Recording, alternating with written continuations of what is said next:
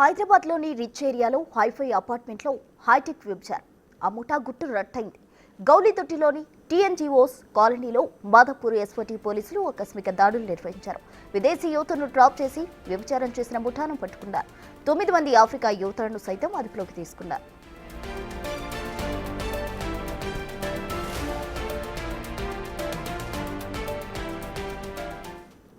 హైటెక్స్ లో వ్యభిచారం ముఠా గుట్టు రట్టు చేశారు ఎస్ఓటీ పోలీసులు. దీనికి సంబంధించి పూర్తి వివరాలు మా ప్రతినిధి రాణా ప్రతాప్ అందిస్తారు. రాణా, గత కొంతకాలంగా ఈ టీఎన్జీఓ కాలనీలో వ్యభిచారం నిర్వహిస్తున్నట్టు పక్కా సమాచారం ఎస్ఓటీ పోలీసులకు వచ్చింది. దాన్ని దృష్టిలో పెట్టుకుని అక్కడికి వెళ్లారు. విటులు కూడా అక్కడ ఉన్నారు. కాకపోతే అక్కడికి వెళ్ళిన తర్వాత రెగ్యులర్ వ్యభిచారం సంబంధించినటువంటి వారు ఉన్నారని అనుకున్నారు. కాకపోతే అక్కడ విదేశీయులు ఎక్కువగా ఉన్నట్టుగా పోలీసులు గుర్తించారు. ముఖ్యంగా టాంజానియా గానీ, కెన్యా గానీ, తర్వాత ఇతర దేశాల నుంచి వచ్చినట్టు మరికొంతమంది మహిళలు కానీ ఎక్కువగా ఈ వ్యభిచారంలో దిప్పుతున్నట్టుగా మనకు సమాచారం అవుతుంది.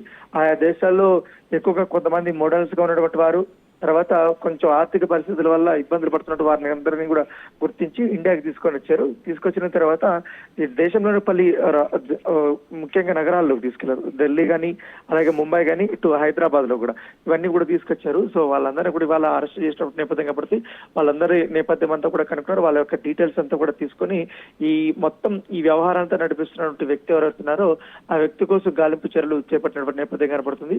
సో దాదాపు ఇప్పుడు 10 మంది దాకా కూడా దొరికారు కాబట్టి ఇంకా కూడా చాలా మంది ఉన్నట్టుగా సమాచారం అవుతుంది. వాళ్ళకి సంబంధించిన దాదాపు 12 ఫోన్లు కూడా ఇప్పటికీ పోలీసులు స్వాధీనం చేసుకున్నారు. ముఖ్యంగా టాంజానియా, బ్యాంకాక్ చెందినటువంటి యువతలే ఎక్కువగా ఉన్నట్టుగా మనకు సమాచారం అవుతుంది. ఈ జీవీఆర్ నివాస్ లో ఎవరికి కనీసం సమాచారం కూడా లేకుండా ఏదో ఒక కంపెనీ నడుపుతున్నట్టుగా అక్కడ వాళ్ళు మొత్తం సెటప్ చేసుకున్నారు. సెటప్ చేసుకున్న తర్వాత కొంతమందికి అనుమానం వచ్చింది. అనుమానం వచ్చిన తర్వాత పోలీసులకి కంప్లైంట్ వచ్చి ఈ యొక్క గుట్టు రెట్ అనేది బయటపడినటువంటి పరిస్థితి.